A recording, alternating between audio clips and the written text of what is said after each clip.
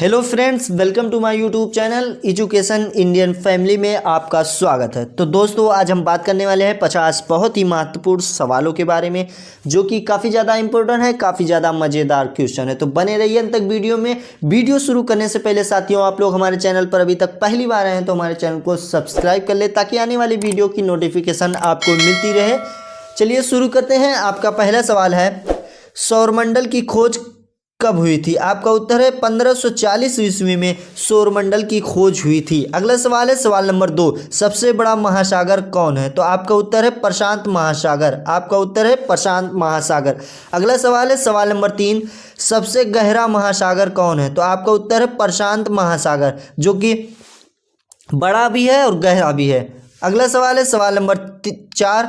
सवाल नंबर 4 है साथियों, संपूर्ण भारत में कितने प्रतिशत भाग पर पर्वत व पहाड़ियां का विस्तार है? आपका उत्तर है 28.8% प्रतिशत भाग पर पर्वत व पहाड़ियां का विस्तार है। अगला सवाल है सवाल नंबर 5, संपूर्ण भारत में कितने क्षेत्रफल पर मैदानी विस्तार है? तो आपका है उत्तर है 44%। आपका उत्तर है 44%। अगला सवाल है सवाल नंबर 6।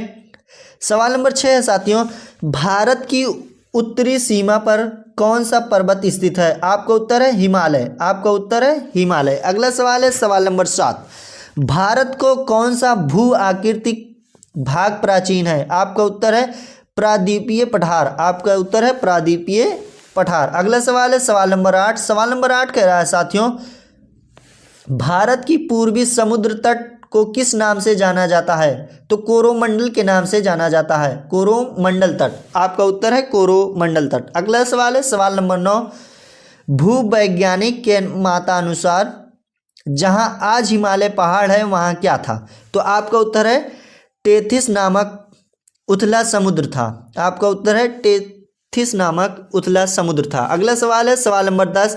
सवाल नंबर 10 कह रहा है साथियों, हिमालय का सर्वोच्च शिखर कौन सा है? तो आपका उत्तर है माउंट एवरेस्ट। आपका उत्तर है माउंट एवरेस्ट। अगला सवाल है सवाल नंबर 11, भारत की सबसे ऊंची चोटी कौन सी है? तो आपका उत्तर है केटू। भारत की सबसे ऊंची चोटी है केटू, जो है भारत की सबसे ऊंची चोटी है। अगला सवाल है सवाल नंबर 12। सवाल नंबर 12 कह रहा है साथियों, भारत के किस राज्य में मैकाल पठार स्थित है? आपका उत्तर है छत्तीसगढ़ में। आपका उत्तर है छत्तीसगढ़। अगला सवाल है सवाल नंबर 13।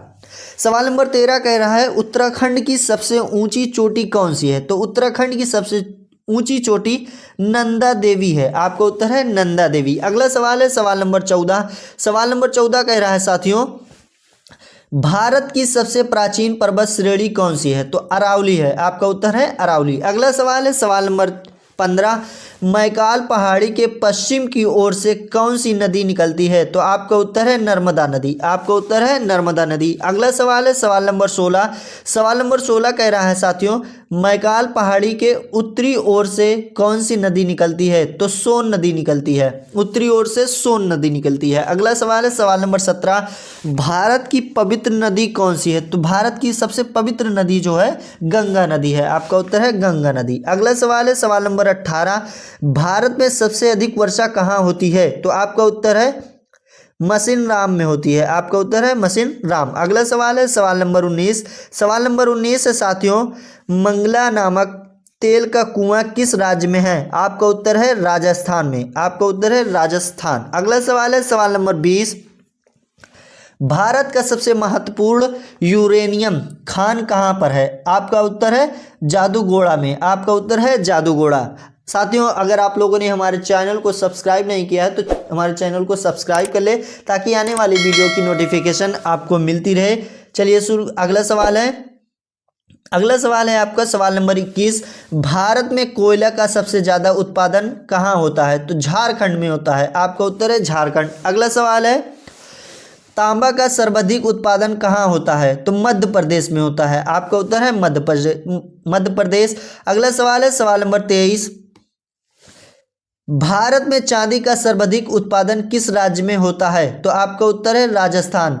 आपका उत्तर है राजस्थान। अगला सवाल है सवाल नंबर 24, भारत का सबसे बड़ा रेगिस्तान कौन सा है? तो थार रेगिस्तान है। आपका उत्तर है थार रेगिस्तान। अगला सवाल है सवाल नंबर 25।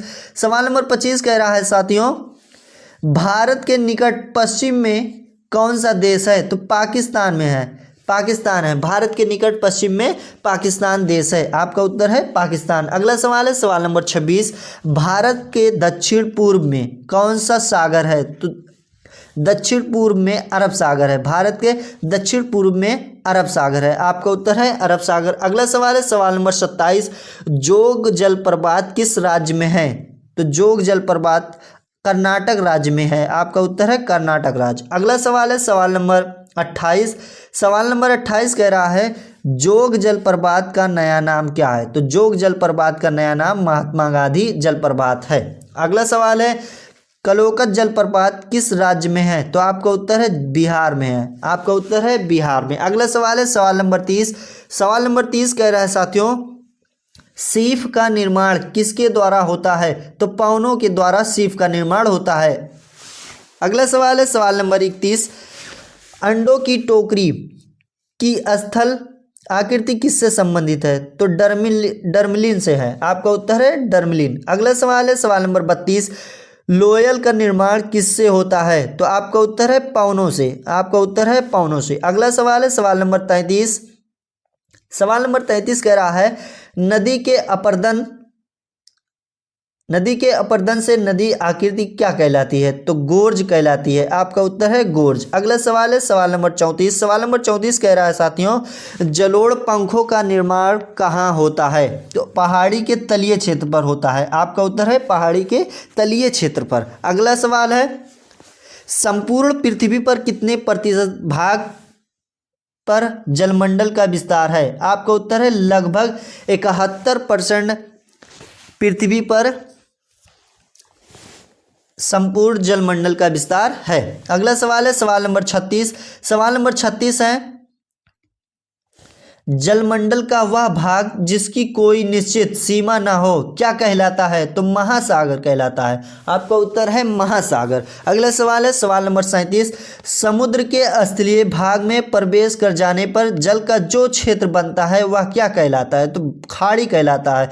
जहाँ पानियाँ इकट्ठा ज़्यादा होने लगती है तो उसे खाड़ी कहा जाता है। अगला सवाल है सवाल नंबर 38। सवाल नंबर 38 कह रहा है साथियों समान खारेपन वाले स्थानों को मिलाकर खींची गई रेखा को क्या कहते हैं? तो समलवन रेखा कहते हैं। आपका उत्तर है समलवन रेखा। अगला सवाल है सवाल नंबर 39, सपाट शीर्ष वाले समुद्री पर्वतों को क्या कहते हैं? तो गाई आर्ड कहते हैं। आपका उत्तर है गाई आर्ड। अगला सवाल है सवाल नंबर 40, प्रशांत महासागर का आकृति किस प्रकार की है?